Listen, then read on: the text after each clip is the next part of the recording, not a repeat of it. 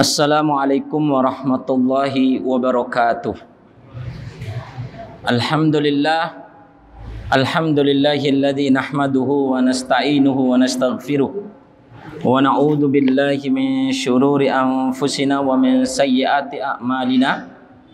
May yahdihillahu fala mudhillalah wa may yudlilhu fala hadiyalah. Asyhadu an la ilaha illallah wahdahu la syarikalah wa asyhadu anna Muhammadan abduhu wa rasuluh la nabiyya wa la rasula ba'dah. Qala Allah Ta'ala fi kitabil karim ba'da a'udzu billahi minasyaitonir rajim. Bismillahirrahmanirrahim. Ya ayyuhalladzina amanu taqullaha haqqa tuqatih wa la tamutunna illa wa antum muslimun. Wa qala Rasul sallallahu alaihi wasallam, inna asdaqal hadisi kitabullah wa khairul huda huda Muhammadin sallallahu alaihi wasallam wa syarrul umur muhdatsatuha ala inna kulla muhdatsatin fid dini bid'ah wa kulla bid'atin dhalalah wa kulla dhalalatin finnar. Rabbi shrah li sadri wa yassir li amri wahlul 'uqdatam min lisani yafqahu qawli. Ikhwan dan akhwat sekalian yang mudah-mudahan Allah rahmati, alhamdulillah pada kesempatan yang berbahagia ini kita diberikan kesempatan, diberikan hidayah, diberikan luang waktu oleh Allah Subhanahu wa taala untuk menghadiri majelis ilmu. Wa innal malaikata latad'u ajnihataha li talibil ilmi radyan bima yatlub. Kata Rasul sallallahu alaihi wasallam, sesungguhnya para malaikat itu membentangkan sayapnya untuk menaungi orang-orang yang menuntut ilmu. Makna para malaikat itu membentangkan sayapnya, maksudnya para malaikat ridho dengan apa yang dicari, apa yang didengarkan, apa yang dilakukan oleh orang-orang yang menuntut ilmu. Maknanya adalah dia mengaminkan doa setiap orang-orang yang berada di majelis ilmu, diaminkan oleh para malaikat. Makna yang kedua, para malaikat itu al-istighfaru lahu. Para malaikat akan menyebutkan nama orang-orang yang berada di majelis ilmu sembari memohon ampun kepada Allah Subhanahu wa taala akan dosa-dosa yang diperbuat oleh orang-orang yang menuntut ilmu sembari menyebutkan nama orang yang menuntut ilmu tersebut. Ini keistimewaan yang sungguh sangat luar biasa, sehingga pantas kalau Allah Subhanahu wa taala berfirman, yarfa'illahu alladhina amanu minkum walladhina utul ilma darajat. Allah akan mengangkat beberapa derajat dari orang-orang yang beriman. Siapa di antara sama-sama sholat, sama-sama puasa, sama-sama zakat, tapi diangkat derajatnya siapa yang dari orang-orang yang beriman itu yang meluangkan waktunya untuk berada di majelis ilmu. Man salaka tariqan yaltamisu fi ilman sahalallahu bihi tariqan ilal jannah. Barang siapa yang menempuh perjalanan dalam rangka untuk menuntut ilmu, sahalallahu bihi tariqan ilal jannah. Allah mudahkan bagi dia jalan menuju surganya Allah Subhanahu wa taala. Rasul sallallahu alaihi wasallam juga bersabda, man kharaja min baitihi, barang siapa yang keluar dari rumahnya dalam rangka untuk menuntut ilmu atau mengajarkan ilmu, maka pahalanya sama dengan pahala sempurna orang yang melaksanakan haji. Subhanallah. Ya, barang siapa yang keluar dari rumah menuntut ilmu atau mengajarkan ilmu, maka pahalanya kata Rasulullah SAW sama dengan orang yang melakukan haji. Wa ajruhu ajrutam. Adapun pahalanya itu pahala sempurna sebagaimana sempurnanya pahala orang-orang yang melaksanakan haji. Subhanallah. Di dalam hadis yang lain Rasulullah SAW bersabda, barang siapa yang keluar dari rumah baik dalam rangka untuk belajar ataupun mengajarkan ilmu Islam ini, maka pahalanya dia sama dengan pahala orang yang berjihad di jalan Allah sampai dia kembali ke rumahnya. Subhanallah, ini sungguh luar biasa keutamaan ini. Namun barang siapa di antara kita yang mau menyambut ini, yakni orang yang Masya Allah, yang mau berada di majelis ilmu, yang dengan ilmu itu bisa dia menjadikan dirinya furqana, pembeda antara yang hak dan yang batil. Ikhwan dan akhwat sekalian yang mudah-mudahan Allah rahmati, salawat dan taslim kita sampaikan kepada junjungan Nabi besar kita Muhammad sallallahu alaihi wasallam kepada para sahabatnya, kepada para tabi'in, dan kepada orang-orang yang senantiasa istiqomah di atas mengikuti jejak dan perjuangan beliau sampai akhir zaman nanti. Ikhwan dan akhwat sekalian yang mudah-mudahan Allah rahmati, bab yang akan kita bahas di sini yakni buku Minhajul Hayah karangan Muhammad Wa'il Al-Halwani ini masuk pada pembahasan ad-dunya wa zuhud, kaitan dengan dunia dan zuhud, permasalahan dunia dan zuhud. Bagaimana dunia ini kemudian dikaitkan dengan az-zuhdu. Ikhwan dan akhwat sekalian yang mudah-mudahan Allah rahmati, Muhammad Wa'il Al-Halwani membuka pembahasannya dengan hadis Nabi SAW, iqtarabatis saat wa la yazdadun nasu ala dunya illa hirsan. Semakin mendekati kiamat itu tidaklah bertambah dari manusia. Semakin kiamat itu dekat dengan manusia, semakin kiamat itu dekat dengan manusia, tidak bertambah dari manusia ketika kiamat itu sudah dekat dengan mereka, kecuali terhadap dunia mereka semakin tamak. Artinya kaitan dengan tamak terhadap dunia, rakusnya terhadap dunia itu sungguh luar biasa. Kemudian wala yazdaduna minallahi illa bu'dan, dan tidaklah, kata Nabi SAW, wala yazdaduna minallahi illa bu'dan, dan tidaklah bertambah dari manusia. Yang kedua, ketika kiamat itu semakin dekat dengan mereka, ketika kiamat itu semakin sudah dekat dengan mereka, tidaklah bertambah dari manusia kepada Allah itu kecuali manusia kepada Allah semakin jauh. Semakin jauh.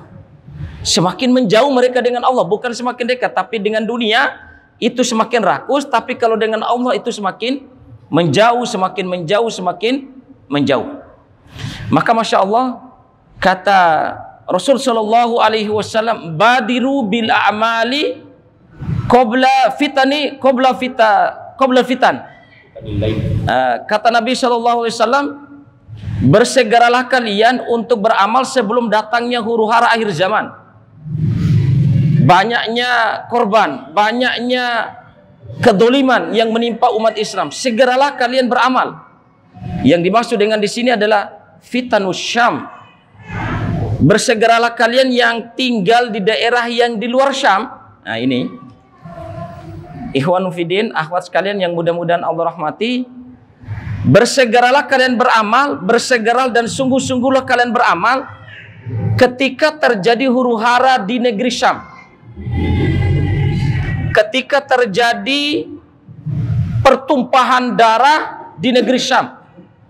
Di negeri Syam itu Palestina, kemudian Suriah, kemudian Libya dan Lebanon ya. Yordania ya. Lebanon dan Yordania. 4 negara ini masuk dalam daerah kekuasaan Syam pada saat itu. Maknanya hadis ini memberikan penjelasan, badir, bersegeralah kalian beramal ketika kalian melihat di negeri Syam, apakah itu Palestina, apakah itu Suriah, ya, Lebanon dan Libya ya, terjadi huru-hara. Maka di negara-negara ini kalau terjadi pertumpahan darah, peperangan dahsyat, maka bersegeralah di daerah mana kalian tinggal di luar daripada negeri Syam, segera kalian perbanyak ibadah. Karena sudah dekat munculnya Dajjal. Masya Allah ya, sudah dekat munculnya Dajjal. Tanda-tanda kemunculan Dajjal, hadis Nabi SAW sudah menjelaskan. Pertama adalah adanya hujan salju di Makkatul Mukarramah dan di Madinah. Ya. Adanya, yang kedua, adanya perebutan kekuasaan di negeri Arab, maksudnya Mekah, artinya raja yang menguasai Mekah dan Madinah oleh anak keturunan dia langsung. 3 orang perebutan kekuasaan. Yang ketiga, lihatlah di negeri Syam sudah terjadi fitnah atau pertumpahan darah atau kedoliman umat Islam apa tidak di negeri Syam. Lihat ini semua apa yang terjadi, maka itu sudah sangat mendekati akan kemunculan Dajjal laknatullahi alaih. Sangat mendekati kemunculan Dajjal laknatullahi. Kemudian yang keempat, mengeringnya sungai Efrat yang ada di Irak. Sekarang ini Masya Allah, coba antum lihat di Google itu bagaimana keadaan sungai Efrat yang ada di Irak. Ya, kalau itu sudah terjadi, maka sudah sangat mendekati munculnya Dajjal laknatullahi alaihi. Maka benar kata Rasul sallallahu alaihi wasallam, semakin mendekati kiamat manusia ini kebalik, sehingga tidak ada kepedulian untuk mempelajari Islam. Kapan munculnya Dajjal, kapan munculnya Imam Mahdi, kapan huru-hara akhir zaman, kapan mendekati kiamat, bagaimana ciri-ciri kiamat itu sudah ada di hadapan mata. Karena apa? Tersibukkan, terlalaikan dengan dunia, kemudian dengan Allah mereka semakin jauh. Sehingga tiba-tiba Imam Mahdi muncul, tiba-tiba Dajjal muncul, itu penuh dengan kekagetan. Seakan-akan tidak percaya, kok cepat sekali munculnya Dajjal, kok cepat sekali munculnya Imam Mahdi. Karena ini. Kemudian ikhwanu fiddin arsyadani wa arsyadakumullah,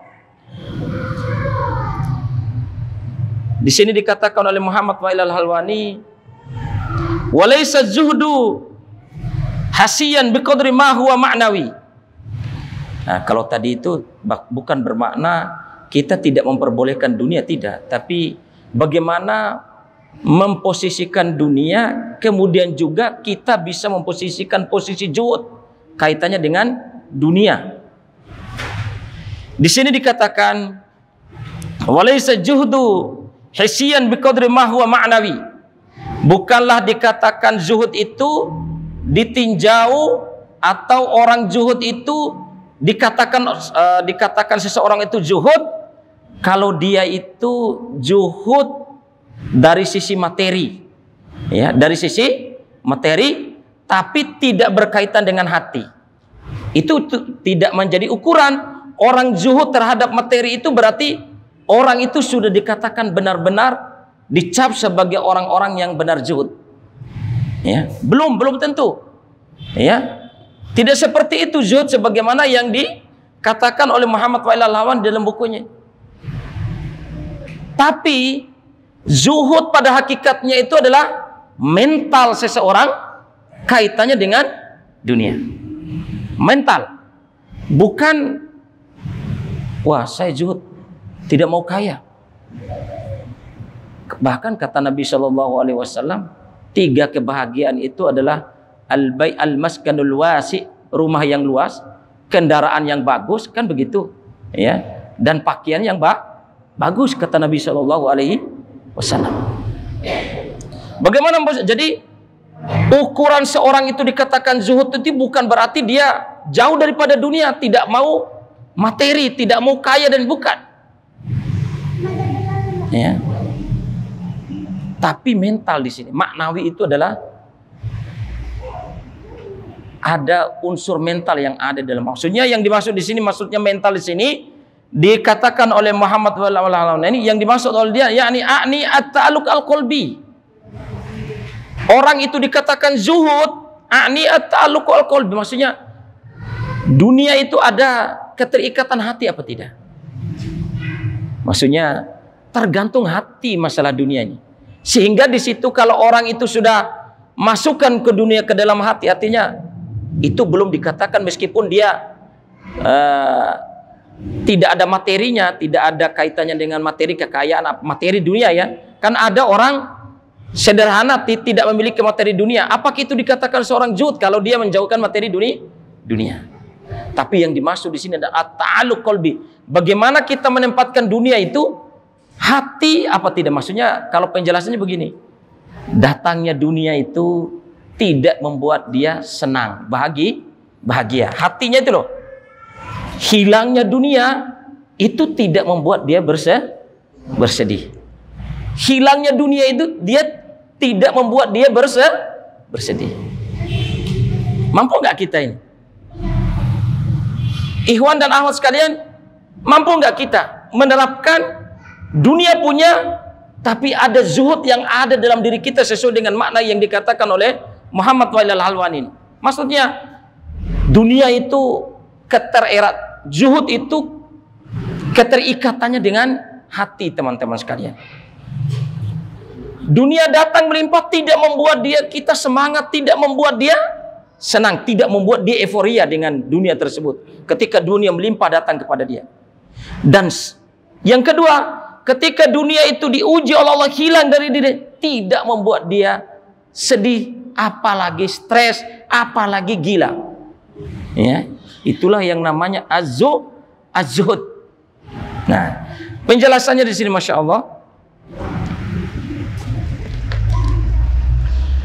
Wa qad amarna syar'una an nufarrigha qalbana la yadna minad dunya. Sini penjelasannya Muhammad SAW menjelaskan, sungguh nanti dulu dibagikan ya, nanti dulu.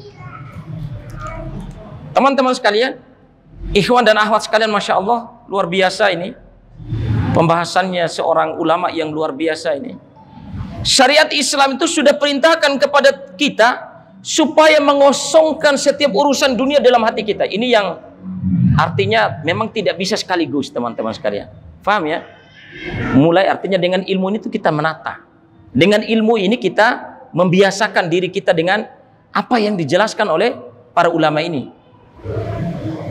Syariat Islam itu memerintahkan kepada kita untuk mengosongkan dunia di dalam hati kita. Kosongkan dunia itu, jangan sampai dunia itu tertancap, tertanam di dalam hati kita. Kalau dunia sudah kita masukkan dalam senangnya berlebih-lebihan, sehingga nanti hilang sedikit saja atau rugi sedikit saja, itu berat bagi kita untuk tenang. Ya, maka biasa saja. Urusan akhirat kejar sebanyak-banyaknya. Urusan dunia itu tawassut. Jangan terlalu kejar, juga jangan terlalu ditinggalkan. Slow saja dia, jalan santai saja. Ya. Jadi jangan masukkan dunia ke dalam hati. Jadi perintah syariatnya kosongkan dunia di dalam hati, la yadna min dunya, tapi jangan kosongkan dunia di tangan kita. Tidak boleh kosong dunia di tangan kita. Ya. Antum kalau kosongkan dunia di tangan, misalnya ada dakwah, ada pembangunan pondok, ada pembangunan masjid, tidak ada fulus di duit kita, di tangan kita, bagaimana kita mau membangun masjid? Antum mau pergi dakwah, tidak ada kendaraan, tidak ada mobil, sementara tidak ada punya dunia di tangan, bagaimana coba? Ini maksudnya. Wala yadana. Jadi jangan sampai dunia kosong di tangan kita ini. Contoh Nabi sallallahu alaihi wasallam. Fa faqru rasulina sallallahu alaihi wasallam alladzi tuwfiya wa dir'uhu marhunatun 'inda yahudiyyin lam yakun lidayki dzatil yad. Contoh yang real adalah sebagaimana kefakiran. Maksudnya kefakiran, ketidakpunyaan, kesederhanaan lah gitu maknanya. Nabi SAW ketika dia meninggal, di saat dia meninggal itu ternyata baju besinya masih dia gadekan ke orang Yahudi. Ya, Masya Allah teman-teman sekalian, nangis rasanya Nabi kita yang mulia, maklumlah orang yang termulia, orang yang dijamin masuk surga. Masya Allah, lebih baik dia tidak punya untuk dirinya, lebih mengutamakan umatnya. Bahkan sakratul maut, dahsyatnya siksa sakratul maut itu kalau bisa seluruh manusia, bahkan dalam keterangan yang lain seluruh manusia, lebih khususnya kepada seluruh umatku, bila perlu sakratul mautnya umatku ini biar aku yang menanggung semua, wahai Allah, supaya umatku itu tidak merasakan dahsyatnya sakratul maut. Itu luar biasa sekali kemuliaan akhlak yang dimiliki oleh Nabi SAW.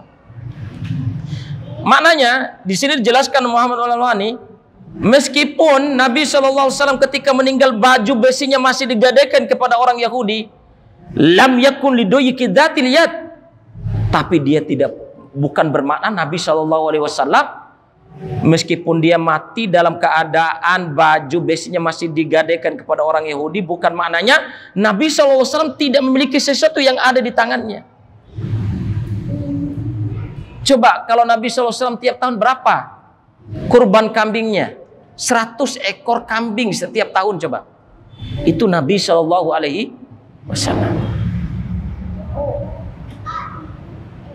Itu maknanya apa? Nabi memiliki sesuatu. Meskipun Nabi SAW meninggal, ini dijelaskan oleh Muhammad Wailalawan di sini. Meskipun Nabi SAW meninggal dalam keadaan baju besinya masih tergadaikan kepada orang Yahudi, bukan maknanya Nabi SAW tidak memiliki sesuatu di tangannya. Bal li'anna mabda'ahu huwa huna. Tapi yang menjadi prinsipnya Nabi SAW, menjadi prinsipnya Nabi SAW di sini adalah goiri la nafsi la nafsi. Yang penting untuk orang lain, yang penting untuk orang lain, bukan untuk diriku, bukan untuk diriku. Masya Allah, ini luar biasa sekali. Yang menjadi prinsip dasarnya Nabi SAW, dia memiliki dunia, tapi yang dia utamakan adalah goiri, untuk orang lain, untuk orang lain, untuk orang lain yang lebih membutuhkan. La nafsi la nafsi, bukan untuk saya, bukan untuk pribadi saya. Ada dia punya, tapi dia utamakan kepada orang lain, utamakan kepada orang lain. Tentunya setelah keluarga dan anak keturunannya. Ya. Ini teman-teman sekalian yang mudah-mudahan Allah rahmati. Itu yang menjadi prinsip pegangannya Nabi kita Muhammad SAW kaitannya dengan makna ad-dunya ini. Kaitan dengan perbandingan dunia dengan az-zuhud. Zuhud terhadap dunia, kemudian kita memiliki dunia. Maknanya kosongkan dunia ini di hati. Jangan sampai dunia ini masuk ke dalam hati. Kenapa selama ini berat bagi kita untuk berinfak? Berat bagi kita untuk zakat? Mungkin zakat fitrah banyak orang yang mengeluarkan zakatnya. Tapi rata-rata kalau sudah urusan zakat mal, zakat harta. Contoh kalau mayoritas di daerah Kabupaten Bima, Kabupaten Dompu, atau bahkan mungkin Kota Bima, ada zakat namanya zakat pertanian. Setiap 700 kg, kalau tanamannya itu diairi oleh air hujan penuh, maka zakat malnya 10%, berarti 70 kg setiap tahun. Kalau diairi oleh mesin, maka zakatnya adalah 5%. 5%. Ya, tinggal bagi setengah saja. Ini Masya Allah. Kadang Masya Allah ketika ini dijelaskan beratnya untuk, tentunya setelah dikurangi uang modal, dikurangi uang apa begitu, itu maksudnya zakat mal itu. Bukan saya punya 700 kg kemudian dikurangi 10%, tapi belum dikurangi modalnya. Mungkin dia punya utang ketika dia kanggihi itu, dia punya utang, lunasi dulu utang-utangnya itu. Modalnya apa saja dilunasi. Oh, ternyata sampai haulnya tetap dapat 700 kg itu bersih. Padi, kedelai, kacang, ya, jagung, pokoknya yang pertanian. Itu nyampe bersih 700 kg itu, maka zakatnya 70 kg. 10% kalau diairi oleh air hujan. Lihat, zakat mal saja begitu berkah apa? Dunia itu sudah dimasukkan ke dalam hati. Masya Allah, ini ikhwan fillah arsyadani wa arsyadakumullah yang menjadi pusat perhatian kita semua, sehingga bisa memposisikan dunia dengan zuhud ini. Nabi SAW itu kaya, tapi pada akhir hidupnya dia hanya memiliki, sampai dia gadaikan baju besinya kepada orang Yahudi. Masya Allah. Maka di sini Allah Subhanahu wa taala berfirman, laqad kana lakum fi Rasulillahi uswatun hasanah. Sungguh bagi kalian itu pada diri Nabi SAW ada suri toladan terbaik bagi kalian. Contohilah Nabi, latih ini, latih. Teman-teman sekalian, sebaik-baiknya orang yang berinfak itu kata Rasulullah SAW, orang kaya berinfak, orang miskin juga tetap mau berinfak. Mana yang lebih besar pahalanya? Orang kaya meskipun dia infak banyak, orang miskin tapi tetap dia infak tapi nilainya sedikit, lebih besar pahala orang yang miskin ini. Kenapa? Di saat dalam keadaan diuji oleh Allah kesempitan ekonomi, tapi masih sempat-sempatnya untuk berinfak. Ini kaitan dengan zuhud. Bukan bermakna zuhud itu orang tidak mau dunia, tidak mau kaya, bukan. Tapi harus, bahkan di sini Nabi SAW, dunia harus ada di genggaman tangan saja. Jangan dimasukkan ke dalam hati. Karena apa? Kalau dunia sudah masuk ke dalam hati ini, sedikit saja berkurang, sedikit saja dapat ujian, bisa orang stres, bisa orang tidak tenang, bisa orang tidak sholat dan yang lainnya. Ya, nah, makanya ini ikhwan fillah arsyadani wa arsyadakumullah. Kemudian